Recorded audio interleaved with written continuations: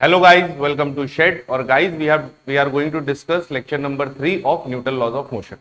In lecture number 1 we have discussed the three laws of motion कि Newton का पहला law, दूसरा law और तीसरा लॉ क्या होता है. लेक्चर नंबर 2 में हमने नॉर्मल रिएक्शन फोर्स के बारे में समझा, फ्री बॉडी डायग्राम के बारे में समझा और कुछ बेसिक्स प्रॉब्लम्स की. तो आज लेक्चर नंबर 3 लेके हाजिर हूं मैं. और इस लेक्चर नंबर 3 में हम लोग बहुत छोटी छोटी चीजें देखने वाले हैं और आज का लेक्चर काफी न्यूमेरिकल बेस्ड होने वाला है. और आज का लेक्चर करने के बाद you will be able to tackle each and every type of problems related to the NLM. Thank you. So let us start guys. Lecture number 3 start करते हैं. लेक्चर नंबर 1 एंड 2 आपने कर लिया होगा. तो सबसे पहले हम लोग पढ़ने जा रहे हैं मोशन ऑफ कनेक्टेड बॉडीज. ठीक है, तो मोशन ऑफ कनेक्टेड बॉडीज, इस पे बेस्ड बहुत सारी प्रॉब्लम्स आपको मिलेंगी और इसको ऐसी प्रॉब्लम्स को कैसे टैकल करते हैं और ऐसी प्रॉब्लम्स होती कैसे हैं, चलो इस पे चर्चा करते हैं. ठीक है, तो सपोज करो मैंने बोला कि अपने पास एक m मास की बॉडी है. ठीक है, ये m1 मास की बॉडी है. न्यूटन सेकंड लॉ क्या होता है, जल्दी से बोलो एक बार. Rate of change of momentum is directly proportional to force applied और net force acting on the body is always equal to product of mass. बोलो हाँ या ना. ma, अरे हाँ या ना बोलो. और मैंने तुमसे बोला कि मैंने इस पे क्या किया, एक F फोर्स लगा दिया. हाँ जी मैंने लगा दिया. हाँ जी मैंने लगा दिया. सवाल कुछ इस तरह से पूछा कि टेंशन इन द स्ट्रिंग बताओ. देखो इस तरह के सवाल बहुत आते हैं गाइस, तो प्लीज परेशान नहीं होंदा. टेंशन इन द स्ट्रिंग, ठीक है, हम करेंगे पहले इजी इजी वे में और उसके बाद क्वेश्चंस को टैकल करेंगे.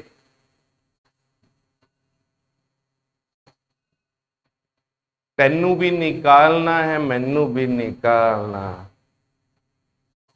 पेन को छोड़िए, दिमाग को खोलिए. आता है तो भी कोई बात नहीं, अच्छे से देखिए. Tension in the string M1 and M2. और मुझे क्या करना है, टेंशन इन द स्ट्रिंग निकालनी है. सबसे पहले ऐसे क्वेश्चन में क्या करना है तुम्हें, we need to draw the free body diagram. तो अगर मैं M1 का फ्री बॉडी डायग्राम बनाऊं तो M1 का फ्री बॉडी डायग्राम कैसा होगा भाई. पूरा सिस्टम ए एक्सेलरेशन से एक्सेलरेट होगा कि नहीं होगा, बोलो हाँ या ना. भाई दोनों ए एक्सेलरेशन से एक्सेलरेट हो गए. क्यों ए एक्सेलरेशन से एक्सेलरेट होंगे, क्योंकि रस्सी से कंस्ट्रेंट में है, दोनों मजबूरी में है. बोलो हाँ या ना. अब अगर मैं बात करूं एक M1 है तो इस पे कौन कौन सा फोर्स लगेगा, टेंशन M1 जी नॉर्मल. अरे बोलो हाँ या ना, ये आया. और कोई N1. अच्छा कहां से N1,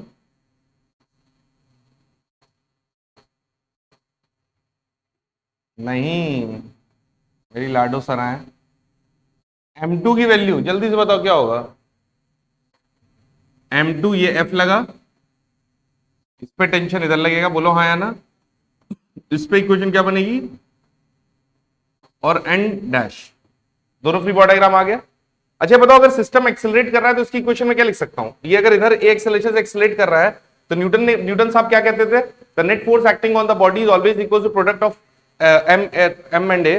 तो मैं लिख सकता हूं F minus T is equal to M2 into ए.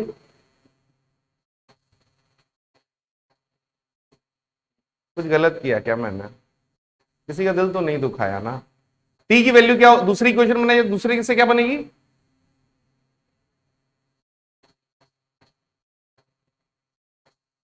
पांडे आ रहा है कि नहीं. टी की वैल्यू यहां पुट किया जाए तो क्या आ जाएगा, रंग बरसे रंग बरसे भीगे चुनर वाली. अरे बोलो यार.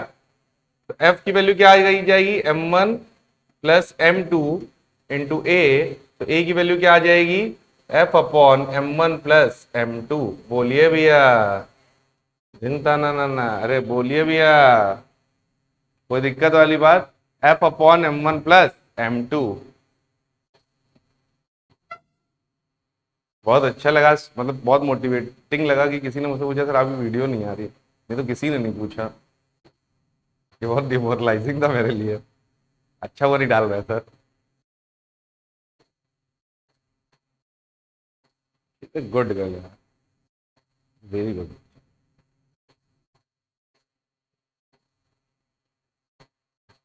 अच्छा चला गया.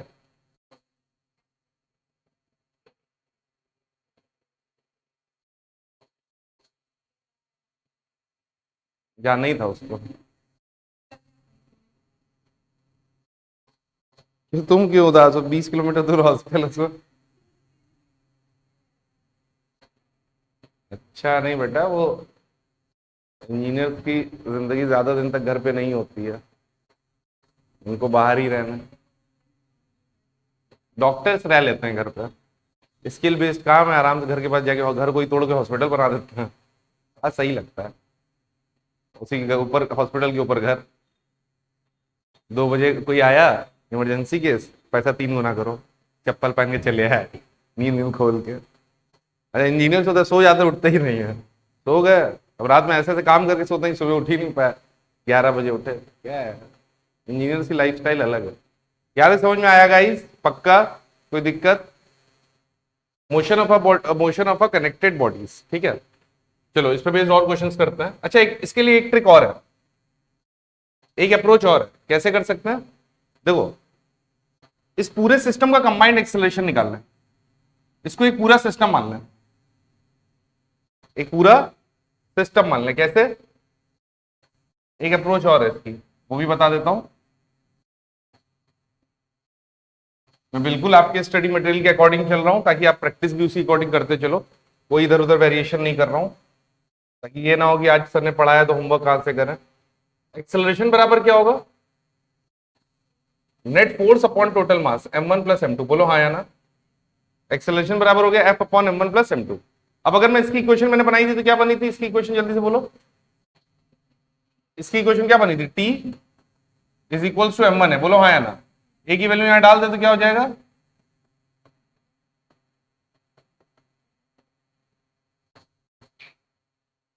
आया? डायरेक्ट भी आंसर आ सकता है अगर तुम ए निकाल लो तो वो। अब सर आपने ये कौन सा मेथड यूज करेंगे, ऐसे में कंफ्यूज नहीं होना है। जब 3 4 बार लंबा वाला मेथड करोगे तो अपने आप ही करने लगोगे। समझ में? कुछ चीजें अपने आप आने लगती हैं, अगर शुरुआत से इनमें दिमाग लगाओगे ये कैसे कर रहे हैं, ये कैसे होगा, तो फिर फंस जाओ। ठीक है गाइस, तो बढ़िया से अच्छे से नोट करिए इसको, मन लगा के। No tension, free body diagram बनावा। ठीक है, आगे बढ़े। चलो अगला क्वेश्चन।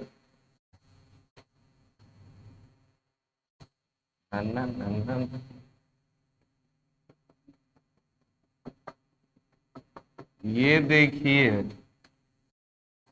गरम गरम चाय मांस को उलझाए रहा ना जाए। m1 m2 m3 तीन मासेस, इस पे F फोर्स लग गया, ये स्ट्रिंग 1 है, ये स्ट्रिंग 2 है। Find the tension in string 1 and string 2, जल्दी से।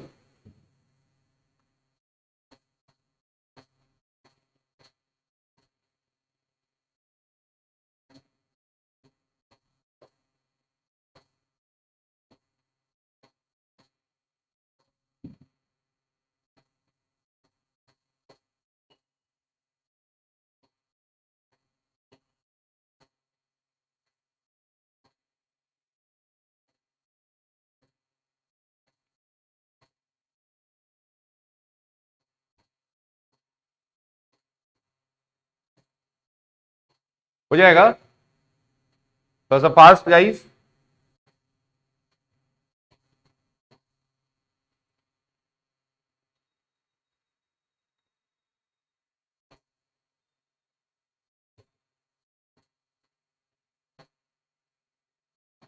देखो सिंपल प्रॉब्लम है, और मैं यही बोलूंगा कि सबसे अच्छा ये रहेगा कि तुम क्या कर लो, उस पूरे को एक क्या मान लो, सिस्टम। तो एक्सेलरेशन क्या आएगा सिस्टम का? F upon m1 plus m2 plus m3। ठीक है, अच्छा देखो ये वाला पकड़ोगे तो इससे सबसे आसान होगा, यहां का टेंशन तो डायरेक्ट आ जाएगा T2। कैसे? ये T2 सिर्फ किसको खींच रहा होगा, तो क्या ये इक्वेशन बना सकता हूं मैं, T2 बराबर m1 है ये किसको इसको समझ में आ रहा है? रेज योर हैंड जल्दी से कि T2 बराबर M1 ए मैंने कैसे लिख लिया डायरेक्ट? नहीं आया? चलो M1 का फ्री, कोई बात नहीं, जिसको भी नहीं आया फिर से देखो। M1 का फ्री बॉडी डायग्राम बताओ जल्दी से, क्या होगा? कौन कौन सा फोर्स लगेगा? M1 जी नॉर्मल, और T2 तो नेट, T2 पे तो नेट फोर्स सिर्फ T2 लग रहा है ना, M2 पे तो सिर्फ नेट फोर्स T2 लग रहा है ना, तो नेट फोर्स बराबर Ma होगा। तो नेट फोर्स बराबर Ma कैसे लिखेंगे? नेट फोर्स बराबर Ma, तो Ma की वैल्यू क्या है?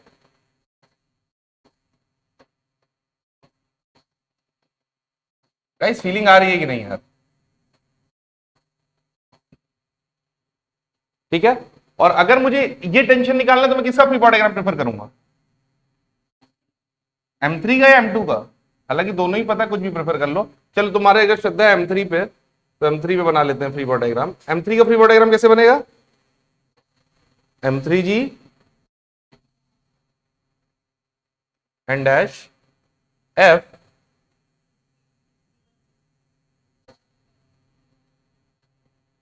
T1।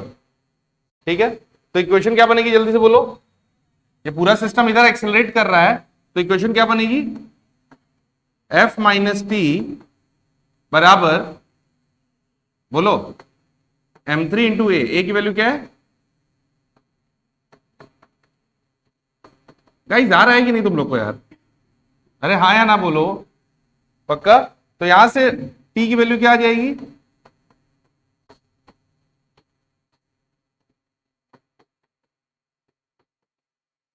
और एक बार ये वैल्यू आ गई तो समझ लो यही आंसर है, कि T1 आ गया।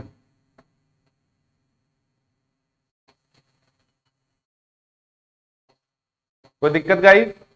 पक्का? अगला सवाल करें।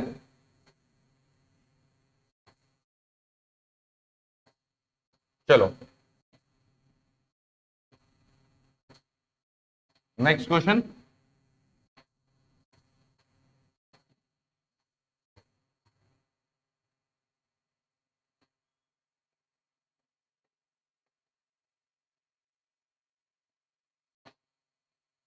ये M1 है, ये M2 है।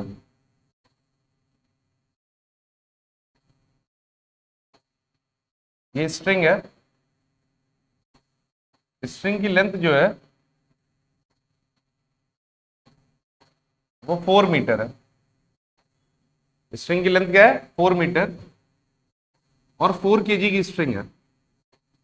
ये 2 केजी का है, ये 6 केजी का है। ठीक है, अच्छा गाइज ये बताओ कि इस केस में रस्सी के हर एक पॉइंट पे टेंशन सेम होगा या डिफरेंट होगा? सेम होगा या डिफरेंट होगा? डिफरेंट होगा, क्योंकि सिर्फ मासलेस स्ट्रिंग में टेंशन हर एक पॉइंट पे सेम होता है। समझ में आ रहा है? तो इस पॉइंट पे क्या होगा? टेंशन, मुझे यहां से एक पॉइंट ए है जो 1 मीटर दूरी पे था, तो टेंशन एट ए निकालना है सवाल में। Find the tension at A.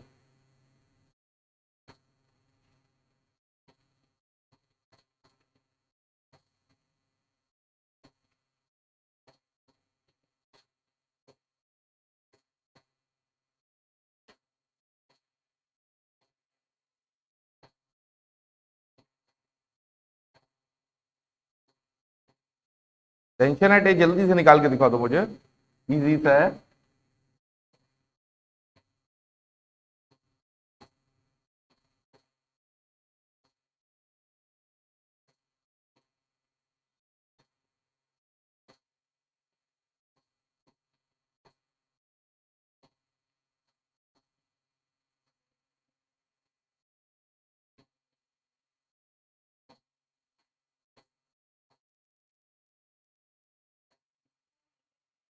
4 metre string की लेंथ है टोटल, और तुम्हें यहां से 1 मीटर दूरी पे टेंशन क्या होगा ये निकालना है। हाँ फोर्स भी लगेगा, सॉरी।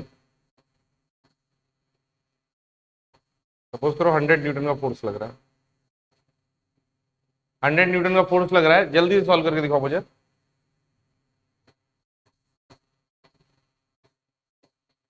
इलस्ट्रेशन है बहुत अच्छा, केस काफी हद तक तुम्हें कॉन्फिडेंस देगा ये।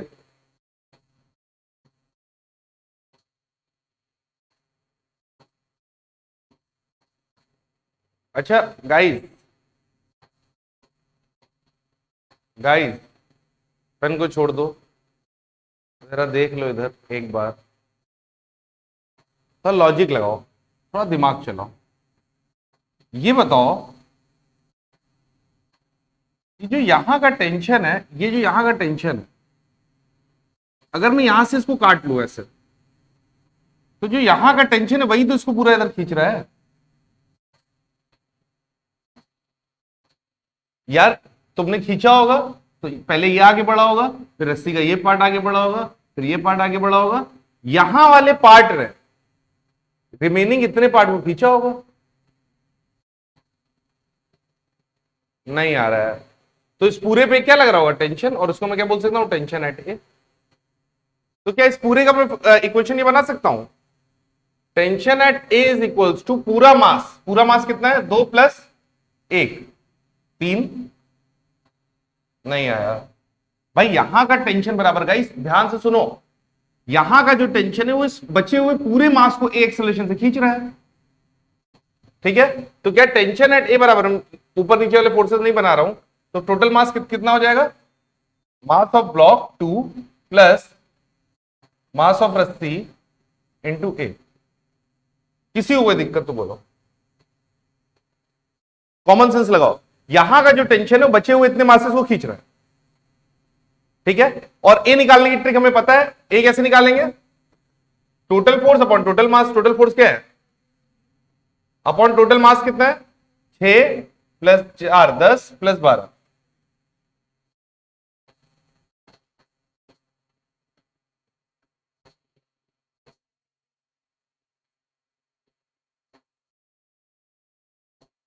अरे बोलो यार, 6.33 बोलो। और इस ए की वैल्यू उठा के यहां पुट करते हैं, तो ए की वैल्यू क्या आ जाएगी यहां से हमारे, वही तो लिखा है, टेंशन क्या हो जाएगा, 8.33 इंटू 3 कितना हो जाएगा, लगभग 25 न्यूटन। गाइस बहुत बढ़िया सवाल है मेरे यूट्यूब वाले बच्चों, आप लोग भी इस सवाल को बहुत अच्छे से देखें, लाइक शेयर कमेंट सब्सक्राइब भी करें। नहीं आया, वो देखो उड़नछू हो गया आधे, नहीं आया। ये देखो गाइस, फिर यहां का टेंशन कितने मास को खींच रहा है, 2 किलो प्लस 1 किलो रस्सी भी तो है, भूल जाओ रस्सी को, ये वो रस्सी नहीं है, मास वाली रस्सी है ब्रो। तुम लोग ऐसे ही करोगे तो हो चुका काम, कसम मजाक करते हो।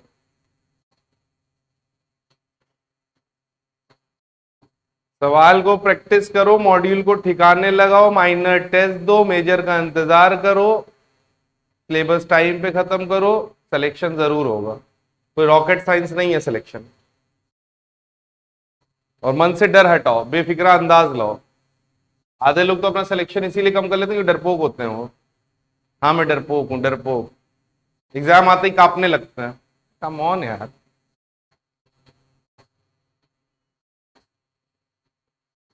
आगे बढ़े। Body is accelerating upward. हाँ हाँ बोलो बेटा, डाउट पूछ लो डाउट। यहां से मैंने टेंशन निकाला तो ये क्वेश्चन बनी, फिर एक्सेलरेशन पूरे सिस्टम का कैसे निकलोगे, net force upon mass. Net force क्या है, 100 upon total mass of the system क्या है, 2 + 8 + 4। अरे आया, 8.33 इंटू 3 क्यों किया है, बहुत टफ, बाप रे। यहां से ए निकाला है 8.33, ए की वैल्यू यार डालोगे तो 2 + 1, जो हायर मैथमेटिक्स में देखोगे तो 3 आता है, तो 2 + 1 8.33 इंटू 3।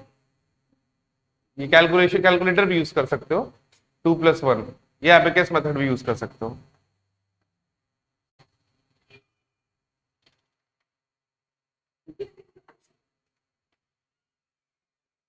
जो बड़ी चट्टानों से टकरा के आए थे वे छोटे टेस्ट से भागना शुरू कर दिए, तो कैसा।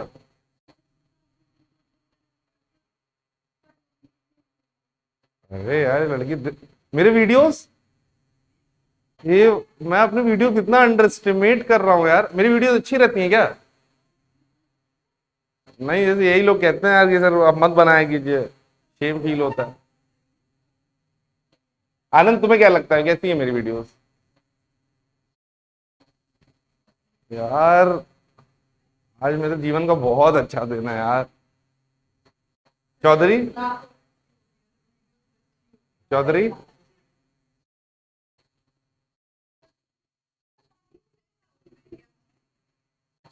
आ, बाकी लेक्चर्स क्यों नहीं 2 मिनट। मतलब लाइफ में यही खुशियां, ये छोटी छोटी खुशियां यही हैं। ये आप मटेरियलिस्टिक नहीं हो सकते, आप पैसे से नहीं खरीद सकते खुशियां। मेरा फेवरेट बैच है यार। यहां तक समझ में आया? चलो अगले आगे बढ़ते हैं। Body is accelerating upward.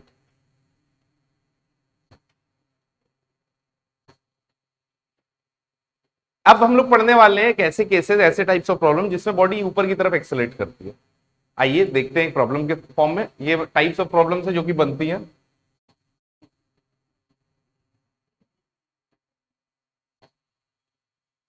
बस उसी केस को ऊपर से नीचे कर देंगे, काम हो जाएगा। बस वर्टिकल फ्रेम में कर देंगे।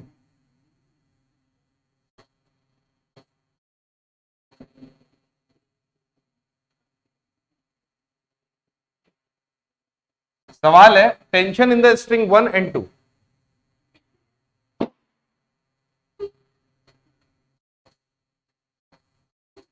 Tension in the string 1 and 2।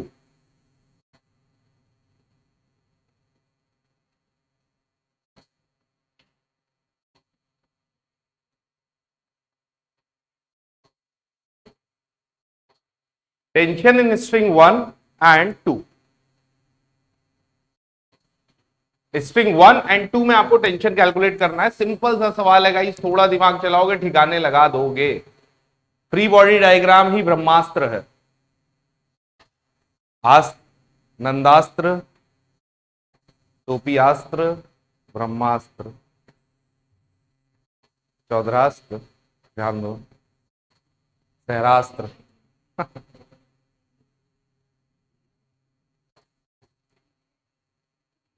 आनंद ने ऐसा बोल दिया कि लेक्चर्स अच्छे होते हैं, it's means a lot.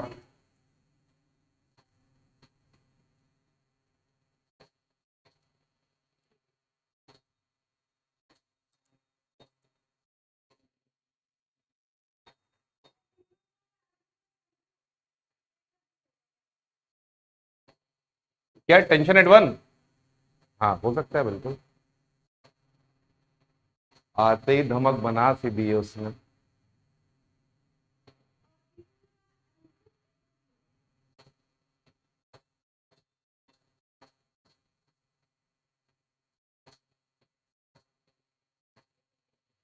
Batch धुरंधरों का है ये। आइए पेश करते हैं बकवास सवाल आपके सामने। सिंपल सा गाइस, इधर देखो। जो हमारे क्लास 11 के विद्यार्थी इस वीडियो को देख रहे होंगे बिल्कुल घबराए ना। सिंपली ये क्वेश्चन कर सकते हैं, बहुत इजी अप्रोच से मैं सिखाऊंगा, डोंट वरी। मैं हूं ना, मैं हूं ना। आइए, इस पे कौन कौन सा फोर्स लग रहा है ये देखो। अब इसी में बनाएंगे हम डायग्राम, तो जुगाड़ करेंगे, बार बार उसी में नहीं बनाएंगे। ये कौन सा फोर्स लगा? M2G। यहां पे क्या लगेगा? अगर स्ट्रिंग 2 है तो यार T2 लगेगा।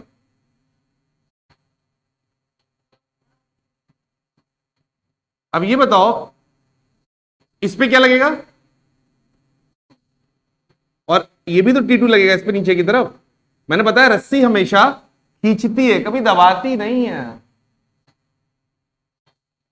रस्सी भोग के मार दिया, नहीं, रस्सी हमेशा पुल करती है। बोलो हाँ या ना। और एक फोर्स और लगेगा क्या? एक भूल रहे हो, भूल रहे हो, भूल रहे हो। M1G। ठीक है, नहीं आया। अब सिर्फ इसको देखो, इसको देखो, इसको देखो, इसको देखो, इसको देखो ब्रो। ये अगर ये ऊपर जा रहा है नीचे जा रहा है तो इक्वेशन क्या बनेगी? T2 माइनस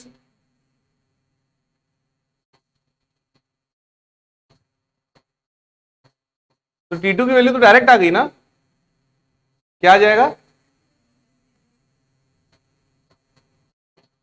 कमाल करते हो तुम, जरा इसको देख लो। ये T1 आया, अब इसकी इक्वेशन क्या बनेगी जल्दी बोलिए। T1 माइनस T2 प्लस माझी बराबर M1A। अरे बोलो यार, T2 की वैल्यू इक्वेशन से उठा के पुट कर दो इसमें, T1 minus M2A minus M2G plus M1G is equals to M1। यहां से T1 की वैल्यू आ गई ना, खत्म, स्वाहा। टफ है क्या सवाल? ये सवाल तुम बोलोगे सर बड़ा सिंपल और बहुत, लेकिन इसी तरह के सवाल से ही कॉन्सेप्ट बनते हैं। ये छोटे छोटे सवाल से फंडामेंटल स्ट्रांग होते हैं। तो टी की वैल्यू यहां से क्या आ जाएगी?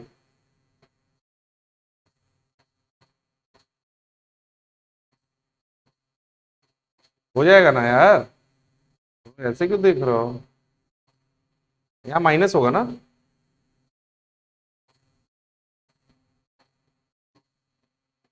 ऐसे ना मुझे तुम देखो, प्रॉब्लम लगा दूंगा।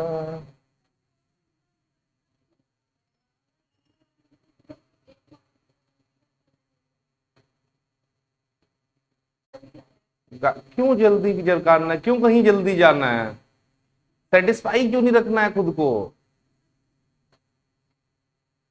क्यों जल्दी करना है ब्रो? मुझे भी पता है ट्रिक, नहीं ट्रिक पे नहीं जाना, ट्रिक नहीं पूछता है, फंडामेंटल पूछ रहा है डीप लेवल पे जाके। उसको भी पता है कोचिंग वाले ट्रिक सिखा देंगे।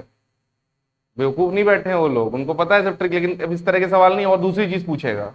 यहाँ ट्रिक तुम्हारी काम नहीं आएगी। यहाँ पे समझ में आया गाइस? एक तरीका जैसे इन्होंने बोला है, एक कंजप्शन मेथड होता है, एक होता है कंजप्शन मेथड। एफ फोर्स लग रहा है तो इसमें से इतना इसमें कंज्यूम हो गया, इसमें कंज्यूम हो गया, इसमें कंज्यूम हो गया। अलग अलग तरह के डिफरेंट डिफरेंट मेथड, तुम फंडामेंटल जानो। उसको करने में शायद तुम 1 मिनट लगाओ, इसको करने में तुम शायद 2 मिनट लगाओ। लेकिन अगर इन दोनों के बीच में सवाल ने बना, कोई अच्छा सवाल आ गया फंडामेंटली स्ट्रॉन्ग, तो 2 मिनट वाला श्योर आंसर ले देगा, ये तुम्हारा फंसा भी सकता है, तो ये ज्यादा सेफ है। एक मिनट एक्स्ट्रा इन्वेस्ट करके प्रॉब्लम का आंसर अगर एग्जैक्टली तुम्हें मिल रहा है तो दिस इज मोर सेफ। समझ में आया? चलो आगे बढ़ते हैं, एक सवाल और करते हैं।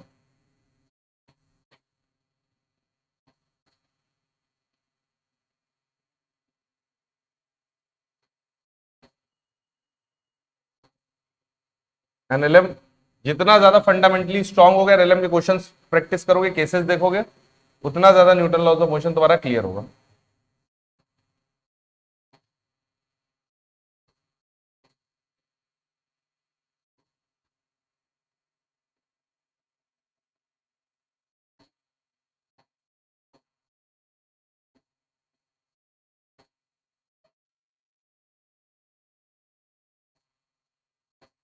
ये 2 किलो की मास है, 4 किलो की रस्सी, 4 मीटर की लेंथ, ए पे और बी, एक पॉइंट ए है और एक पॉइंट बी है।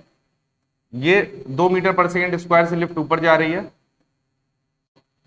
तुम्हें T A by T B निकालना है। Find T A by T B, जल्दी।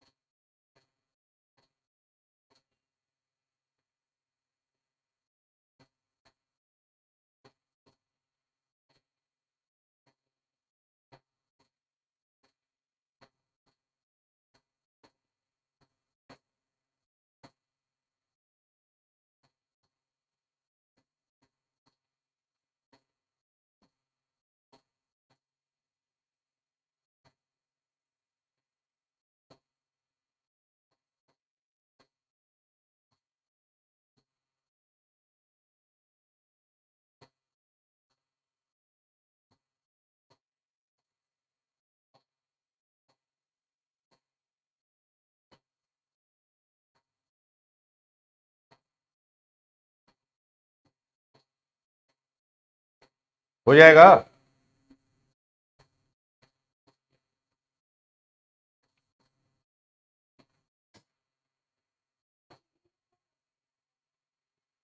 आ सकता है बेटा। 6 जी नहीं, नहीं आएगा, ज्यादा आएगा। 48 से नीचे की तरफ मास 60 न्यूटन का फोर्स है, तो टीबी तो ज्यादा होना चाहिए ना ऊपर ले जाने के लिए सिस्टम को। गाइस ट्राई करो जल्दी से, take your time, fundamental strong करो।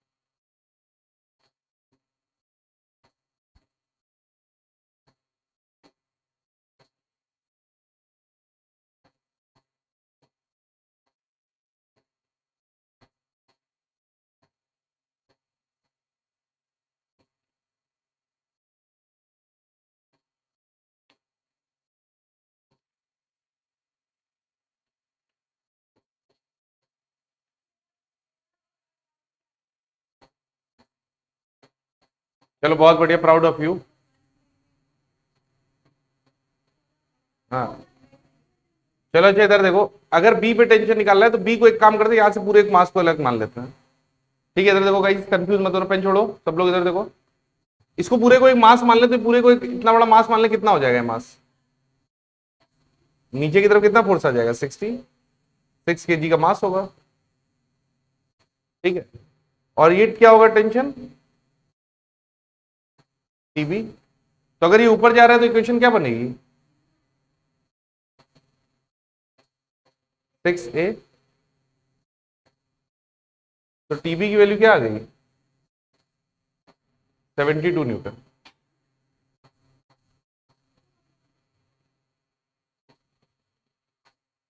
वो वापस आई, टीबी की वैल्यू क्या आ गई?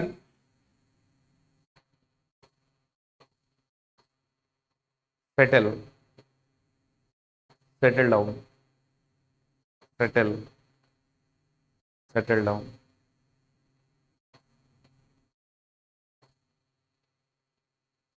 आंसर आया, सोचा, तब सर्कल किया। आंसर आया, सर्कल किया करोगे तो गलती कर दोगे। आंसर आगे एक बार सोचना भी है। यहां तक समझ में आया? चलो ए पे बात करें, ए के लिए क्या किया जाएगा? इस ए में सिर्फ इतना काम कर लिया जाए ना, इसको मास मान लिया जाए। तो ये देखो ए माना, ए का कितना मास? ए पे कौन सा फोर्स जस्ट ऊपर लग रहा है? टीए, बोलो हाँ या ना। और नीचे की तरफ कितना फोर्स? तो इक्वेशन क्या बनी? टीए की वैल्यू क्या आ गई? 24।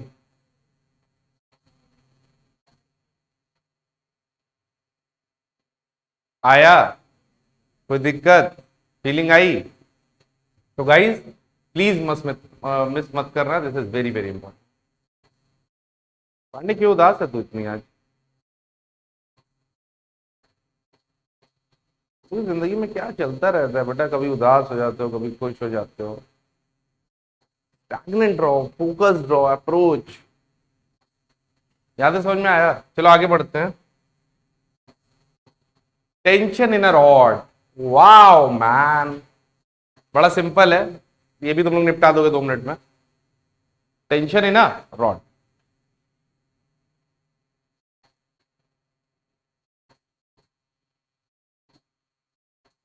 भाई सपोज करो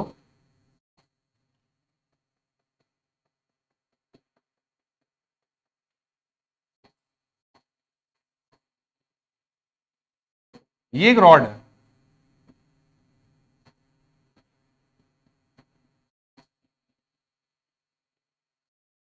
सपोज करो गाइस एक रॉड है, ठीक है, जिसकी मास m है और लेंथ l है। Suppose we are having the rod जिसका मास m है और लेंथ l है, और मैंने इस पे F फोर्स लगा दिया।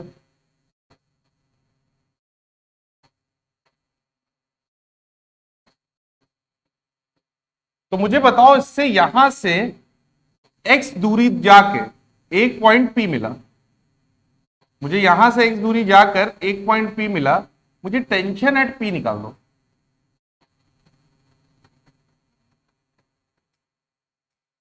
Find the tension eight P।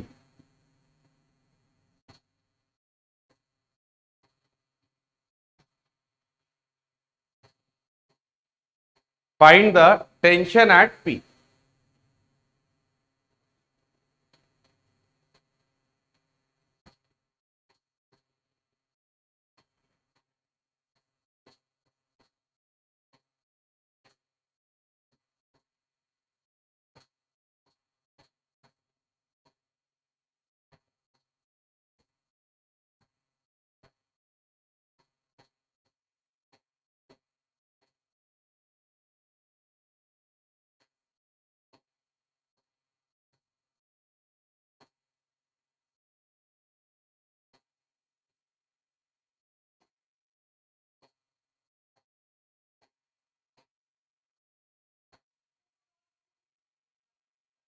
नहीं नहीं नहीं, रॉड मूव करेगी और क्या।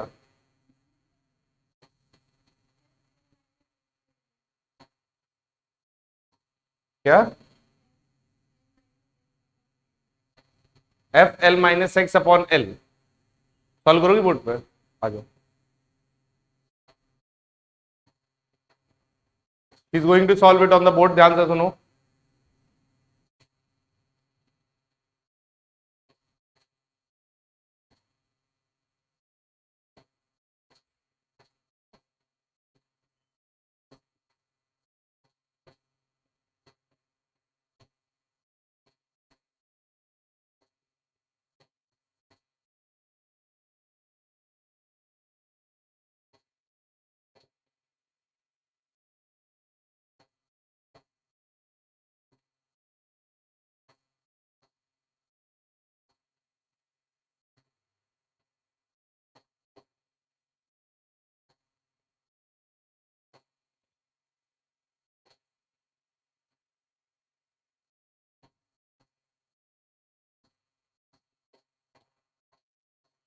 देखो उसने यूनिट मास पे उसने क्या किया, पहले मास निकाल लिया कि 1 मीटर पे कितना मास है, तो इतने मीटर पे कितना मास है इंटू एक्स से उसने मल्टीप्लाई कर दिया, तो इतने का मास मिल गया, इतने का मास मिल गया अलग से। ठीक है, जल्दी से ट्राई करो फिर बताता हूं।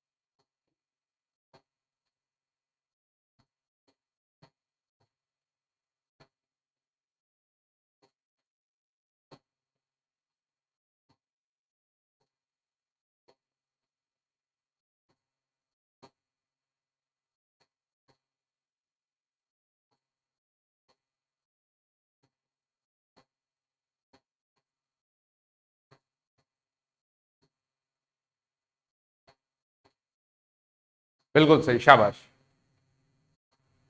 प्रॉब्लम को झट से ठिकाने लगा दे, वही है असली नीट और जेई के एस्पिरेंट्स। समझ में आया क्या किया उसने? नहीं आया? बताऊं?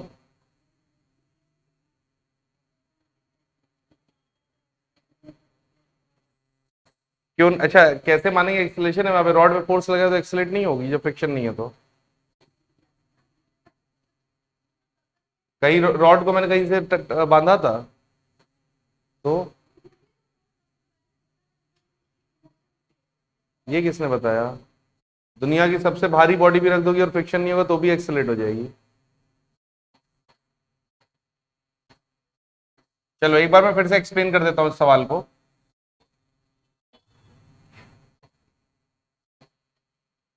गाइस देखो, सवाल अच्छा है यार, और बहुत अच्छे से सॉल्व किया।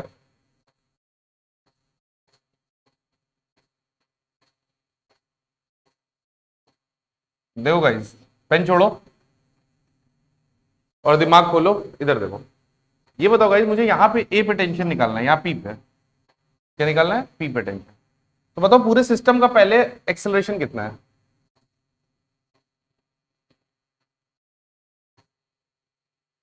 बोलो, ये एग्री करते हो सब लोग कि नहीं? अच्छा, अगर इतने सिस्टम का एक्सेलरेशन ये है, तो इतना पार्ट अगर मैं अलग कर लूं तो इसका भी एक्सेलरेशन क्या होगा? ए। बोलो, तो मैं इतने पार्ट को अलग से फील रहा, ये वो पार्ट है, कटा हुआ पार्ट, ये पार्ट है। इस पार्ट का मास कितना होगा? एल लेंथ पर टोटल एम मास है, एल लेंथ पर एम मास है, तो एक्स लेंथ पे कितना मास होगा? M dash. क्रॉस मल्टीप्लाई कर दो, एम डैश इंटू एल बराबर एम एक्स। तो एम डैश की वैल्यू क्या आ गई? एक बंदर 4 केले खाते हैं तो 8 बंदर कितने खाएंगे? Unitary method. अरे बोलो यार। तो एम डैश की वैल्यू इतने का मास कितना आ गया हमारे पास? इसको एम डैश मान लेते हैं। एम डैश की वैल्यू क्या है? M X by L. हमने निकाल के रख दिया। बोलो हाँ या ना? पक्का? इस पे कौन कौन सा फोर्स लगा है? और यहां क्या लगेगा? टीपी। तो इक्वेशन क्या बनेगी? M dash A. तो टीपी की वैल्यू क्या आ जाएगी? M dash. एम डैश की वैल्यू क्या है? और ए की वैल्यू?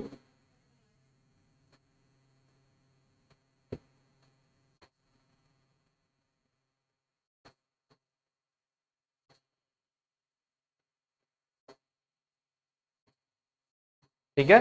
तो देखो, इट्स क्वाइट सिंपल। सिंपली तुम क्वेश्चन को सॉल्व कर सकते हो, थोड़ा सा दिमाग लगा। समझ में आ रहा है? इस तरह के क्वेश्चन तुम्हारे नोट्स में है, प्लीज इसको अच्छे से रिवाइज कर लेना लेक्चर के बाद, और हर क्वेश्चन को एक एक दो दो बार फिर से लगा लेना। ठीक है? अपने मॉड्यूल्स के क्वेश्चंस को तो बिल्कुल, मैंने बोला है मॉड्यूल ही तुम्हारी जिंदगी है, सफा चट कर दी है तो no one can stop it. अगर सफा चट कर दिए तो तुम्हारा सारे सिलेक्शन तो छोड़ो यार, रैंक कोई नहीं रोक सकता। गाइस यहां तक समझ में आया? कोई दिक्कत?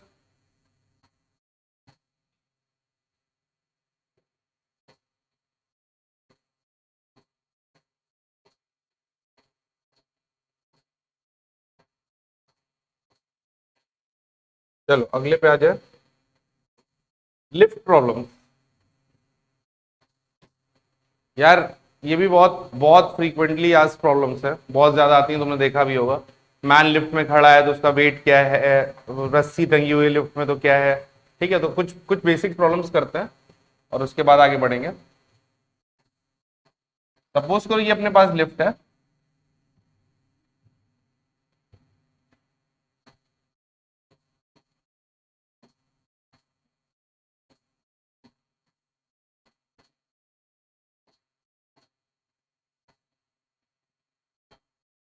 ये एम मास है। ठीक है, ये लिफ्ट है, ये एम मास है। और मैंने तुमसे बोला कि सपोज करो लिफ्ट जो है वो डाउनवर्ड एक्सेलरेट हो रही है ए एक्सेलरेशन से। Lift is accelerating downward with acceleration A. Simple question है गाइस, बहुत सिंपल है।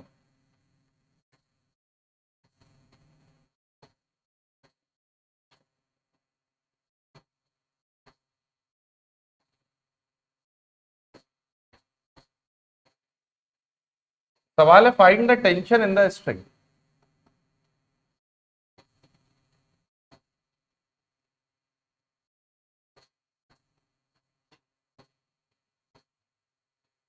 Find the tension in the string. Simple सवाल है ना? कर लोगे? बिल्कुल सही।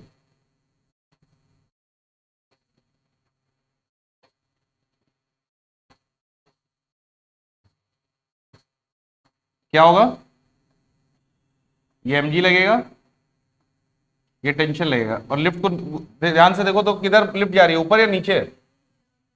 लिफ्ट ओवरऑल से ब्लॉक को देखो तो ब्लॉक नीचे जा रहा है ना, तो कौन बड़ा होगा, mg या t बड़ा होगा? तो इक्वेशन क्या बनेगी? mg minus T is equal to M A. तो t की वैल्यू यहां से क्या आ जाएगी?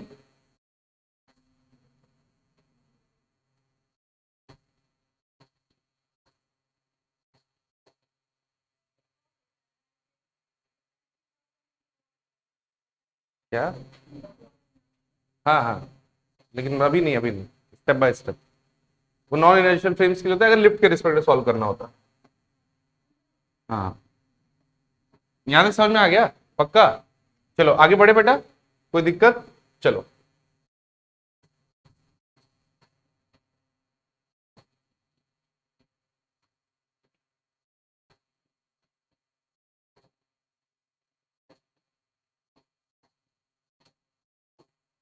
इसका भी जिक्र तुमने कई बार सुना होगा, वेइंग मशीन पे सुना है। वेइंग मशीन भी तुमने कई बार देखी होगी, वेइंग मशीन। वेइंग मशीन क्या होती है गाइस? वेइंग मशीन होती है यार कि अगर तुम सपोज करो कहीं पे खड़े हुए हो, मैं खड़ा हुआ हूं, इस पे वेइंग मशीन क्या मेजर करती है? मेरा वेट, बोलो हाँ या ना? गलत। वेइंग मशीन मेजर करती है normal reaction force which I am applying on it. क्या वेइंग मशीन पे खड़े हो तो तुम्हारा नाम भी बताती है क्या? मिस्टर डब्ल्यू, वेट 200 किलो, बताती है क्या? अगर उसमें आटे की पूरी रख दे तो वो भी वेट बताएगी कि नहीं बताएगी? तो वेइंग मशीन को सिर्फ किस चीज से मतलब है? Normal reaction force. तो वेइंग मशीन क्या कैलकुलेट करती है? Normal reaction force. तो जल्दी से पहला पॉइंट लिखेंगे, weighing machine calculates normal reaction force. Weighing machine calculates normal reaction force. Weighing machine calculates normal reaction force. ठीक है गाइस, वेइंग मशीन जो होती है वो क्या कैलकुलेट करती है? Normal reaction force. तो नॉर्मल रिएक्शन फोर्स से कहने का मतलब, अच्छा देखो, अभी तुरंत फ्लॉ आ जाएगी, अगर तुम वेट बोलते तो गलत हो जाता। अगर मान लो मैं वेइंग मशीन में खड़ा हुआ और लिफ्ट में वेइंग मशीन रखी हुई है लिफ्ट में, और मैं खड़ा हुआ हूँ, लिफ्ट भी रखी हुई है, तो weighing machine normal reaction force calculate करेगी, वो सही वेट बताएगी मेरा। लेकिन अगर लिफ्ट चलने लगी ऊपर या नीचे तो वेट गलत हो जाएगा। बोलो एग्री करते हो कि नहीं? क्यों गलत हो गया? क्योंकि नॉर्मल चेंज हो गया। Are you getting my point? तो वेइंग मशीन कैलकुलेट क्या करती है? Normal reaction force. तो पहले अगर मैं केस वन की बात करूं,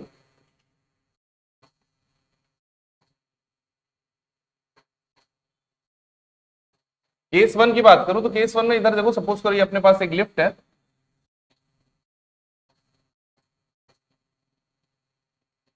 ये यहां पे रखी है वेइंग मशीन,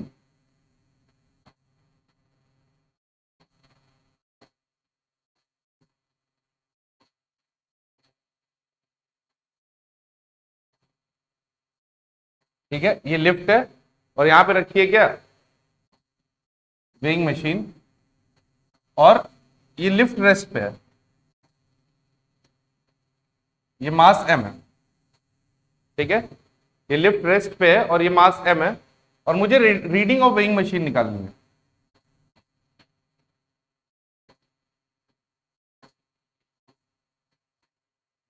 मुझे रीडिंग ऑफ वेइंग मशीन निकालनी है, तो मैं कैसे निकालूंगा?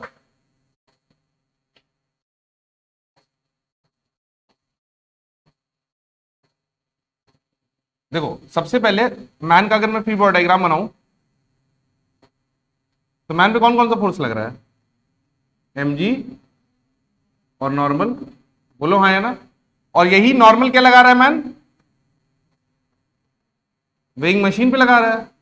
तो once we are able to calculate the normal reaction force, then it would be very easy for us to calculate the reading of weighing machine ना। अरे हाँ या ना बोलो यार। तो नॉर्मल रिएक्शन फोर्स के बारे में बात करें तो क्या होगा? नॉर्मल रिएक्शन फोर्स रुका हुआ है, तो नॉर्मल की वैल्यू क्या बराबर होगी? और अगर नॉर्मल की वैल्यू mg है तो क्या यही रीडिंग ऑफ वेइंग मशीन है क्या?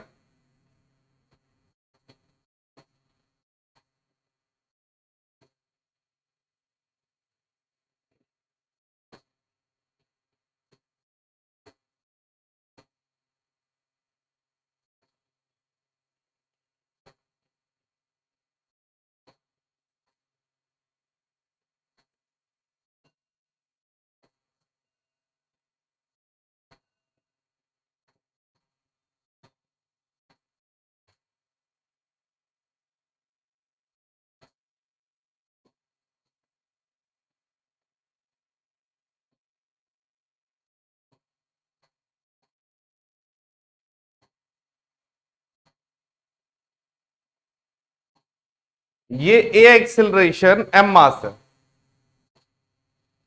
ये ए एक्सेलरेशन है, एम मास है, ठीक है। अब मुझे जल्दी से बता दो गाइस कि रीडिंग ऑफ वेइंग मशीन क्या होगी, कॉमन सेंस से नॉर्मल रिएक्शन फोर्स कैलकुलेट करना है ना, क्या होगा, mg, क्या होगा, mg नॉर्मल, ऊपर जा रहा है इक्वेशन क्या बनेगी, n minus M G is equals to M A, बोलो हाँ या ना। अरे आ रहा है गाइस तुम लोग को यार, पक्का। तो n की वैल्यू क्या हो जाएगी यहां से अपने पास, mg प्लस एम ए। तो this is a normal reaction force and this will be the weighing machine. तो अगर तुम देखो, अच्छा तुम्हारा वेट क्या हुआ है, जो रियल था उससे बढ़ गया है घट गया है, तुम्हारा वेट नॉर्मल mg से बढ़ गया है घट गया है, बढ़ गया है। तो क्यों बढ़ा है, मतलब जब भी लिफ्ट ऊपर जाती है तो तुम्हारा वेट बढ़ता है, अपीयर होता है कि वेट बढ़ गया, नॉर्मल रिएक्शन फोर्स क्योंकि ज्यादा बढ़ जाता है। समझ में आया, तुम सरफेस को ज्यादा तेजी से पुश करते हो। क्लियर हुआ। अच्छा इसका इसका अगर रियलिस्टिक अंदाजा लेना हो तो कैसे ले सकते हैं, फील करो, अगर मान लो कोई चीज, ये देखो, ये मान लो मेरा फोन है और इसमें मैंने माउस रख दिया ऐसे, फोन माउस को ऊपर ले जा रहा है, तो बताओ इन दोनों के, अगर जब फोन माउस को ऊपर ले जा रहा है तो इन दोनों के पीछे जो कांटेक्ट होगा वो और स्ट्रांग हुआ होगा या लूज हुआ होगा, स्ट्रांग हुआ होगा, क्योंकि भाई ये नीचे आना चाह रहा है, ये उसको ऊपर ले जा रहा है, तो दोनों और बंधन में बंधे होंगे, बोलो यार। लेकिन अगर ये नीचे जा रहा होता तो लूज हुआ होता, क्योंकि भाई दूर जाना चाह रहा है, बोलो एग्री कर रहे हो कि नहीं। तो होल्ड ज्यादा स्ट्रांग हो जाता है जब लिफ्ट ऊपर जाती है। कॉमन सेंस से तुम लोग समझ जाओगे केस 3 क्या होगा, केस 3 क्या होगा गाइस, इसी में मैं चेंज कर देता हूं।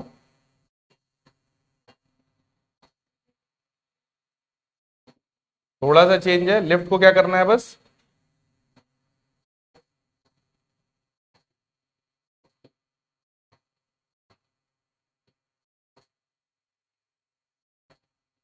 नॉर्मल रिएक्शन फोर्स के बारे में क्या रहा है, ये मैन है, mg, अरे आ रहा है कि नहीं यार, तो इक्वेशन क्या बनेगी, mg minus n is equals to M A. अरे बोलो हाँ या ना। तो n की वैल्यू क्या आ गई,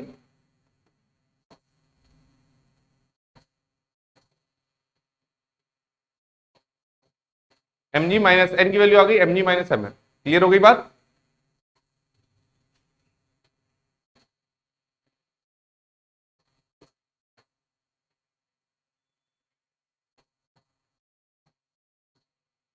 चलो एक क्वेश्चन और देखना।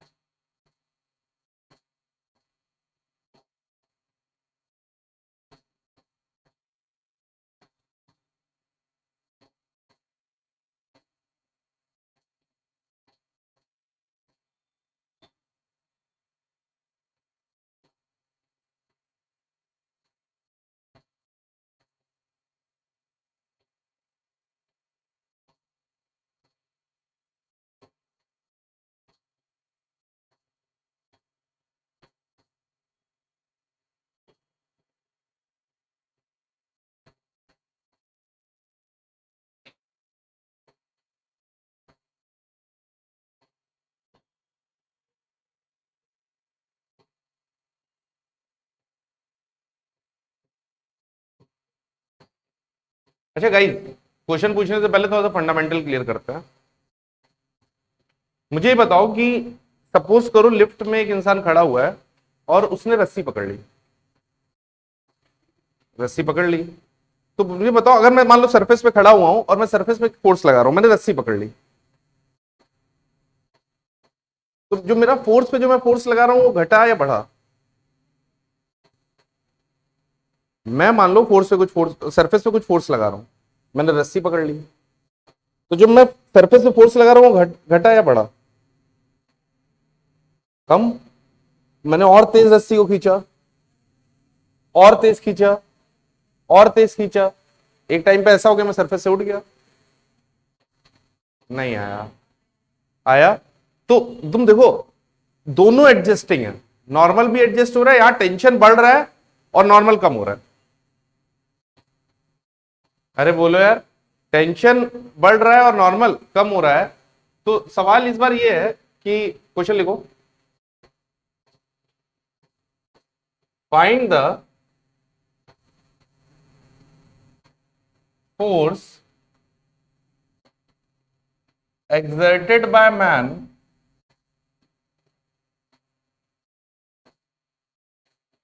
on a string so that reading of weighing machine is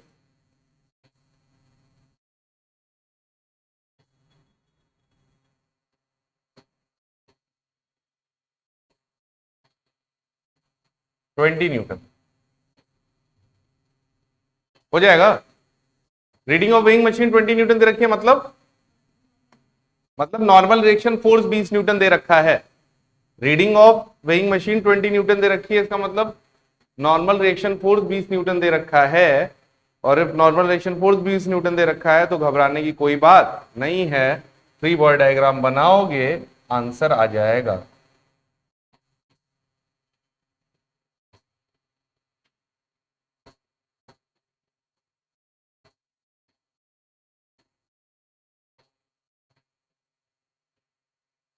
mg लगा?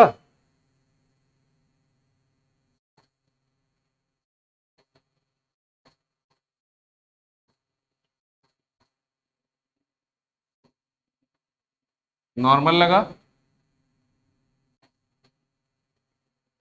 और क्या लगेगा? जब रस्सी को नीचे खींचेगा तो रस्सी इसको किधर खींचेगी? ऊपर। और सिस्टम में एक्सेलरेशन से ऊपर जा रहा है तो इक्वेशन क्या बनेगी? n plus T minus M G is equal to M M. N की वैल्यू तुम्हें दे रखी है कितनी? 20। तो टी की वैल्यू क्या आ जाएगी? M A plus M G minus N. M की वैल्यू कितनी है? 4। ए की value 2 plus 4 into 10 minus 20। 28 newton आ गया। खत्म। ठीक है गाइस, तो this is all about the today's lecture. I hope आज का लेक्चर आपके लिए बहुत हेल्पफुल हुआ होगा। बट ये लेक्चर अधूरा है अगर आप पीवाईक्यू सॉल्व नहीं कर रहे हो या इससे रिलेटेड क्वेश्चंस नहीं लगा रहे हो। तो अगर आप जितने क्वेश्चंस मैंने कराए हैं उनको ही बहुत अच्छे से कर लोगे, एक दो बार कर लोगे, तो definitely you would be able to tackle each and every type of problem that can be asked in NEET examination. Thank you so much.